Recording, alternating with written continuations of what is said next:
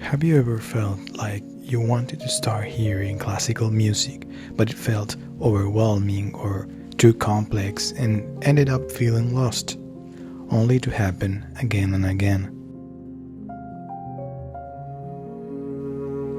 First, you have the composers, those gigantic figures like Mozart, Bach, or Beethoven that you're supposed to like and understand, just because of the huge significance they've had to the Western culture.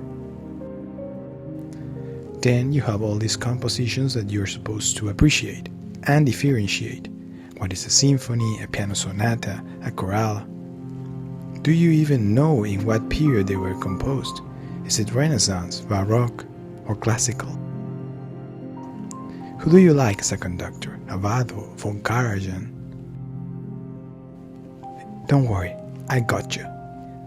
Welcome to the first part of my introduction to classical music for beginners. We're going to make things a little bit different here. Instead of me talking endlessly, let's make sure of the only thing that matters, that you enjoy your journey through classical music. Through the years, I realized that classical or any other complex genre, music taste and appreciation slowly builds up and grows as you start to hear more and more pieces. Remember the first time that you tried beer? I'm pretty sure I didn't like it, but after years of drinking it, responsibly of course, I can now decide if I'm in the mood for an IPA, a lager, or a stout. The problem that I see nowadays is that listeners may have heard a nice playlist compilation on Spotify or YouTube, but once they jump into a randomly chosen composition by a well-known genius like Mozart or Beethoven, they usually dive into a little esoteric or difficult piece without any context, which might be tiring and frustrating. So I've decided the most helpful thing that I can do right to keep you hooked to this incredible and rewarding world of classical music is to suggest you 3 beautiful and easy to listen compositions with a little bit of context that will give you a broader vision of the work. Interested? Awesome. I'm excited too. Let's do this. Please, before we jump, if you have a moment and you like what we are doing here, please like and subscribe. It really helps to get me going here. I appreciate it a lot. It is worth noting that alongside each composition recommendation, I will not provide a typical esoteric best album recording of all time that you should listen before you die, but instead I will suggest a live video performance that can be easily found on YouTube, where after that you can explore different recordings yourself. You must remember that classical music's true nature is unleashed on stage, live, full of life. The next closest thing would be watching these performances online, as I believe that the delight of seeing the instrument players and the whole orchestra brings on board another sense to the journey, expanding the whole experiences and the joy you get from it. Links will be below in the description, so let's get started.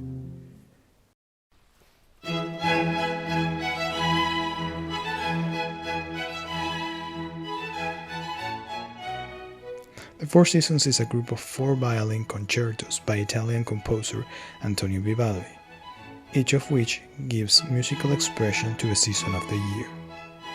These were composed around 1720.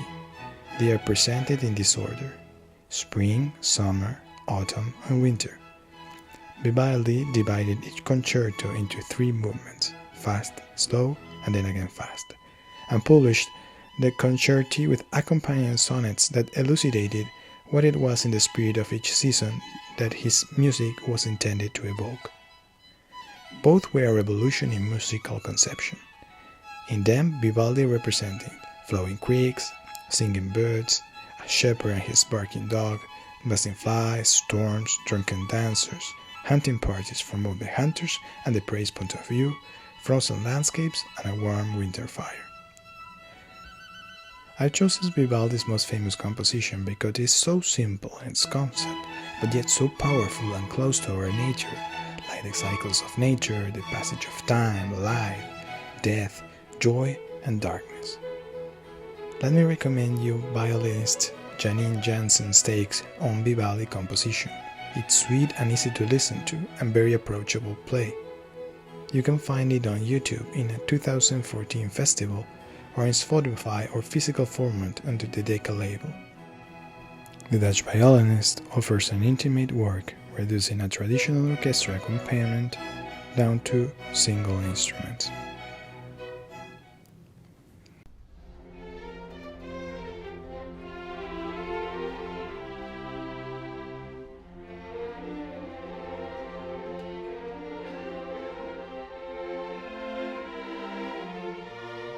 Beethoven's Symphony No. 6, or Pastoral, is one of only 2 symphonies named by Beethoven himself. The full title, Pastoral Symphony or Recollections of Country Life, clearly show that this symphony is related to experiencing nature. How delighted I shall be to ramble for a while through bushes, woods, under trees, over grass and rocks. No one can love the country as much as I do, said Beethoven. While the topic might be similar to Vivaldi's Four Seasons, Beethoven's own word expressed that his desire is to have the listeners feel the journey, not just see a series of images or sceneries.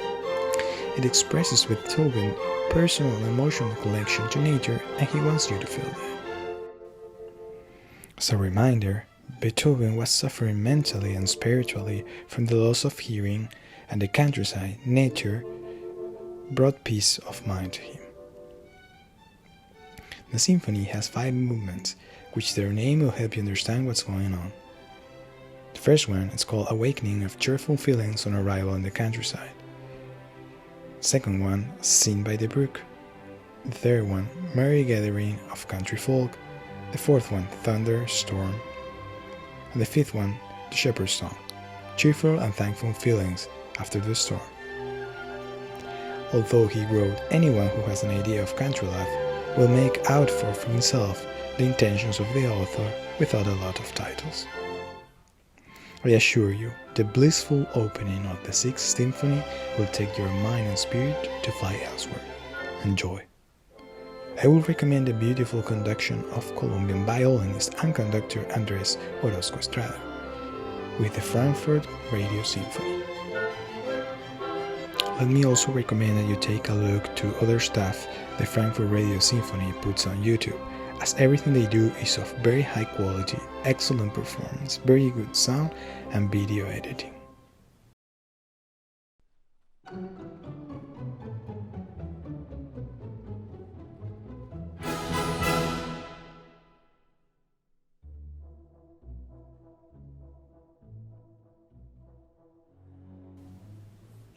Number 3. Tchaikovsky's Swan Lake. Swan Lake is a ballet composed by Russian composer Tchaikovsky around 1875. It's one of the most popular ballets of all time. The scenario was fashioned from Russian and German folk tales and tells the story of Odette, a prince turned into a swan by an evil sorcerer's curse. Tchaikovsky took inspiration on previous compositions for his Swan Lake score. According to 2 of Tchaikovsky's relatives, his nephew and his niece, the composer had early created a little ballet called The Lake of the Swans at their home in 1871. Tchaikovsky's ballet tells the story of the doomed love of Prince Siegfried and Princess Odette. Prince Siegfried goes out hunting one night and chases a group of swans. One of them transforms into a young woman, Odette, who explains that she and her companions were turned into swans by the evil Baron von Rothbard. The spell can only be broken if someone who has never loved before swears an oath of undying love and promises to marry her. I will share with you a link where you can read the full story before hearing the piece. The score is magical and will take you to incredible places. You will relate quickly and get sucked into this tale. From sweet moments to passages full of drama, it's a breathtaking composition by the genius of Tchaikovsky. For this one, let me recommend to you an orchestra of very young Polish music players, conducted marvelously by Sylwia and Janiak. It's a very short, 23-minute selection of some parts of the whole music that will provide you with a joyful overview of the whole work. Well, that's it for now, friends. Hope you really enjoyed because I did. And if you want me to continue posting content like this, or even a follow-up of this video, please comment with your thoughts, suggestions, and ideas. And remember to like and subscribe. See you next time.